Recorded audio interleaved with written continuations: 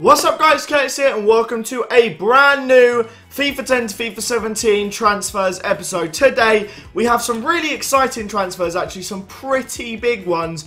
Ones that I did not expect to happen when I recorded the episode on Friday. I left a couple over for this one and then there seemed to have been an explosion of actual proper signings this weekend. So happy days for that. Yes, before you comment, I am a little bit sunburned. I don't know how.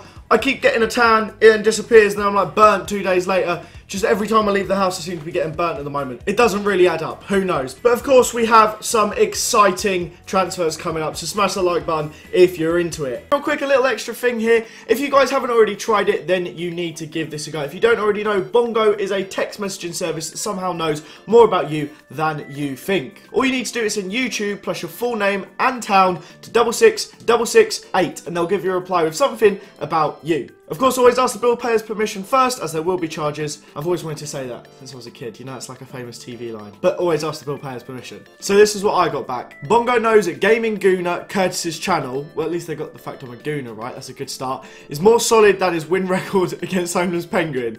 I mean, I can't remember the last time he beat me, to be fair. AJ3 knows this guy's FIFA moves are better than Arsenal's invincible 2003 season.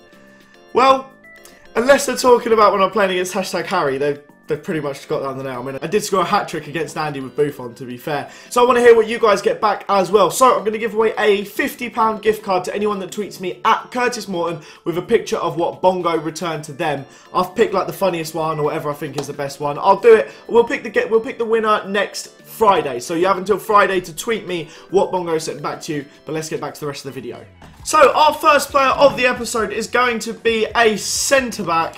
And it's going to be quite an interesting one. That is John Brooks. He's had quite a good year, actually, in the Bundesliga for Hertha Berlin. He started off with a 79 rated card. He did get an 82 and an 84 in form. But we're just going to look at his 79 rated card. So if you guys don't know, he just signed for Wolfsburg. A bit of a bizarre one, considering Wolfsburg just stayed up by the skin of their teeth. Yes, before you comment like you did in the last episode, Wolfsburg stayed up. I knew it. I told you, I knew it. That isn't the only reason, of course, we've included him in. He's had quite an exciting history. Feels like the Americans are kind of taking over the Bundesliga. But if we go back to FIFA 12, he's obviously at Hertha BSC. That's the only club he played for. If you look at his youth career, all his like normal career was all at Hertha. So FIFA 12, he has that bronze card. FIFA 13, a bit of a better silver card. His cards start to get better and better. The FIFA 14 and 15 one is absolutely sick for a silver. Then he gets up to a gold, and then obviously he has this gold now. We're hoping he gets a bit more of an increase again next year. He seems to have had a really good season. Looks like a really, really exciting player. And like I said, the hope is that he just kicks on and keeps getting better and better, especially for the sake of the US men's national team. And he's only 24, so there's a long, long way for him to grow, potentially. Next up is one of the hardest men in football. That is Bruno Alves. The guy is basically a psychopath. He has done some ridiculous stuff. Seems to run in the Portuguese blood. Well, if you don't know, he signed for Rangers. I did not expect that. That's not something I would have ever picked. It was signed for an undisclosed fee, so I don't really know like all the details behind it, but I do know that he signed for them. We're going to go back to FIFA 10 for his first card, and that was at Porto. He was only there at Porto for one FIFA technically because he moved to Zenit St. Petersburg the following season. He had been at Porto for 5 years before that, but obviously it didn't coincide with the Ultimate Team time. He was at Zenit for a couple of seasons. As we scroll along here, you'll see, I think until FIFA 13, then he doesn't have a FIFA 14 card, and that is because he moved to Fenerbahce. And if you guys remember, FIFA 14, I believe they either didn't have the Turkish League or they only had 1 or 2 Turkish League teams. It may have been like Galatasaray and someone else. I'm pretty sure. I could be wrong. But definitely Fenerbahce weren't on the game. So he was down to an 80 by this point. He keeps his 80 card for that season. And then, of course, he moves to Serie A. And at this time, he's playing for... I never know how you say it. Is it Cagliari or is it Cagliari? I never know how you say it. So I'm not going to say it again. That's who he's played for the last 2 seasons. His card's plummeted a lot. His pace has gone down 10 from last year, so quite a bit of a dip. But it's going to be interesting to see what he's like at Rangers. And I feel like he'll suit some of like the crazier derbies next season. You kind of want to have this guy on your side. So this next one, boom, he is another one to also have multiple years on FIFA. There's a couple Carlos Sanchez's, so it's not that easy to find it. But yeah, these first few ones have had a lot of FIFA cards. If we go back to FIFA 10, I'm putting a manager in the team. If we go back to FIFA 10, that was his first card. He played for Valenciennes. I'm not sure if they're in League 1 or League 2 at that time. I'm going to check so I get it right. They were in League 1. I don't know if they got relegated in recent seasons. I may be making that up. But he played a lot of games for them. If I look, he joined in 2008 and he played 34, 37, 28, 28, 21, 30 games for them before moving a couple seasons later. Obviously, we'll show these as he grew. And then in FIFA 14 was when he finally moved. He moved to Elche, and I kind of remember that card for some reason. I don't know why.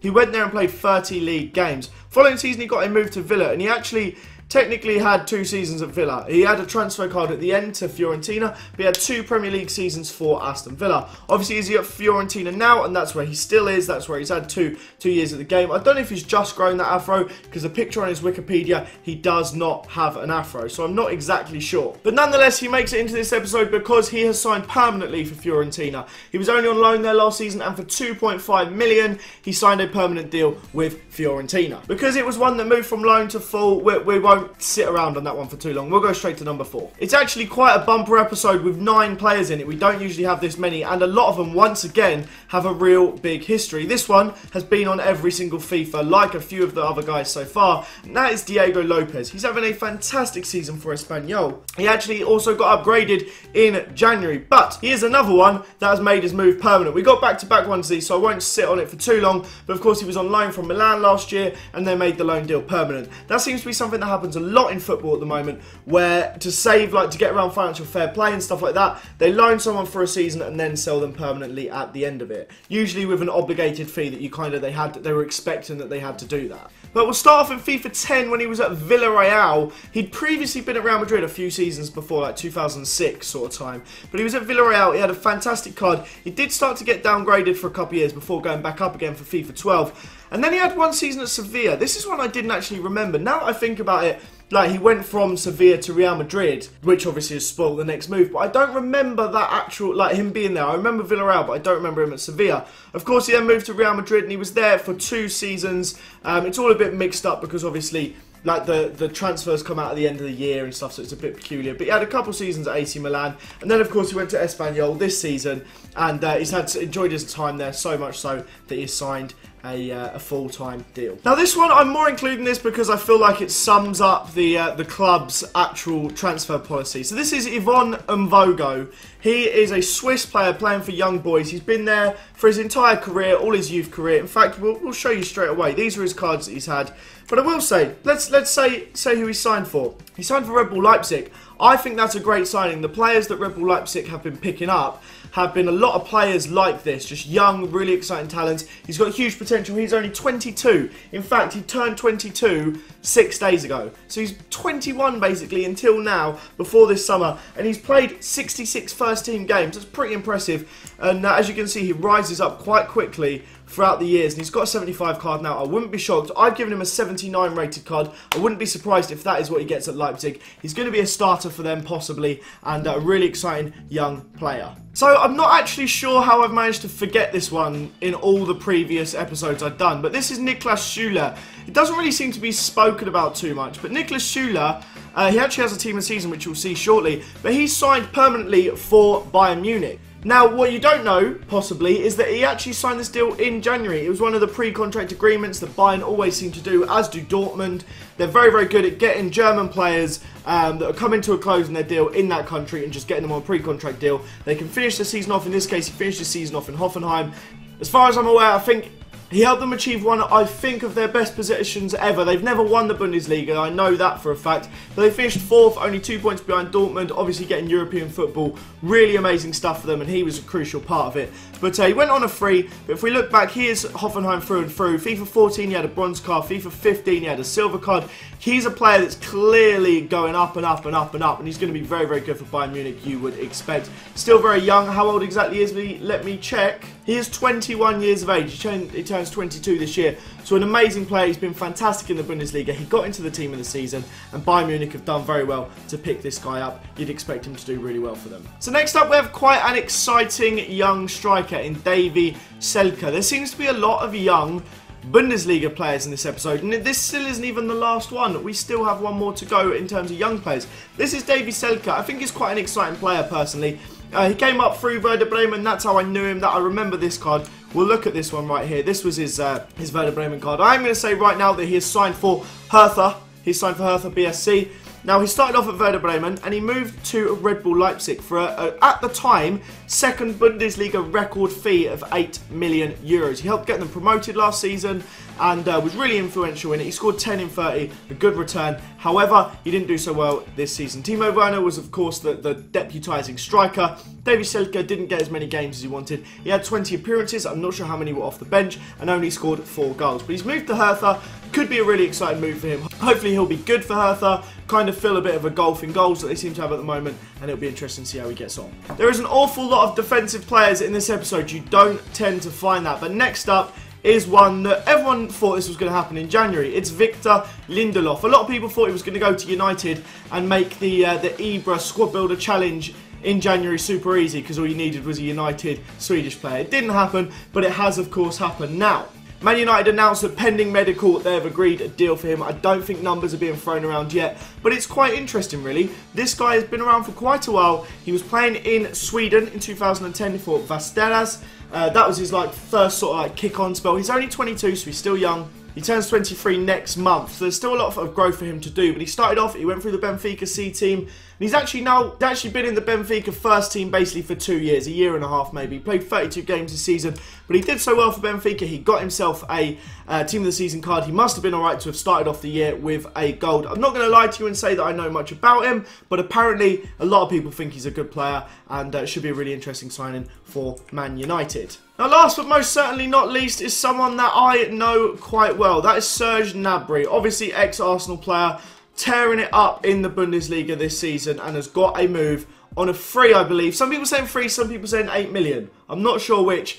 It annoys me because Arsenal had a first refusal thing on him if we sold him. Obviously, he's gone on now, but we've missed out on him. But if you guys don't know, he has just signed for Bayern Munich. I don't know if it's 8 mil or free, like I said. But if you go back to FIFA 13, he had a bronze right wing card. He was a really exciting player for Arsenal with a lot of promise, but he had a lot of injury spells. I remember this season, FIFA 14 sort of year, 14-15 season, I'm pretty sure he had... he scored a goal against Swansea where he cut inside, finished it into the bottom left-hand corner. And he looked like a really exciting player. Whenever he played, he looked decent. Had a couple years at Arsenal and then went on loan to West Brom. And that again was when he had another horrific injury. Really struggled with it and he was out for the rest of the season. We let him go to Werder Bremen in the summer because Wenger said obviously it wasn't part of his plans. And he's gone on to be probably one of Werder Bremen's best players this season. They've not had the best of years, but he scored a lot of goals from left wing and a lot of goals from up front. He started off with a silver card. He got upgraded to a gold, and now he's ended up with this pretty sick 81 rated striker card. But he's now gone to Bayern Munich, once again one of many youngsters going to Bayern. I don't know if he's going to get much game time. You can't see where, if he can't get into the Arsenal squad and Bayern can beat Arsenal 5-1, where does he go into that team? Who knows? Might be quite interesting to follow his development. But that, guys, brings us to the end of this episode. I think it was quite a long one. Smash that like button if you did enjoy it. Subscribe, of course, if you're new around here. Thank you so much for watching. Have a fantastic day, and I'll see you all next time. Bye, guys.